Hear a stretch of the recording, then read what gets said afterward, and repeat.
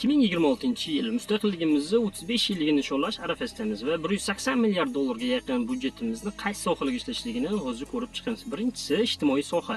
Bunda maktab, bog'cha qurilishligi, ilm-fanni madaniyatni rivojlantirishligi, больницаlarni qurishligi shularga sarflanadi. Ikkinchisi ijtimoiy himoya. Pensiya oladiganlar, kam ta'minlangan oilalarga imtiyozlar berish va nogironliklarga beriladi. Uchinchisi iqtisodiyotga. Bu yo'l qurilishligi, ko'prik qurilishligi, shahar obodonlashtirishdagi barcha xarajatlar va gaz ta'minotlarini modernizatsiya qilishdagi va boshqa xarajatlarni o'z ichiga oladi. To'rtinchisi boshqaruv tizimi, ya'ni xavfsizlik. Bunda armiyaga asosan ketadi, ichki ishlar organlariga ketadi, sudlarga ketadi, davlat organlaridagi xodimlarning maoshlariga sarflanadi.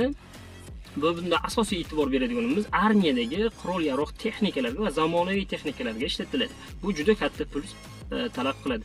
Va oxirgisi davlatda ichki va tashqi olgan qarzlarini yillik foiz stavkalarini ana shu byudjet orqali to'lab boriladi.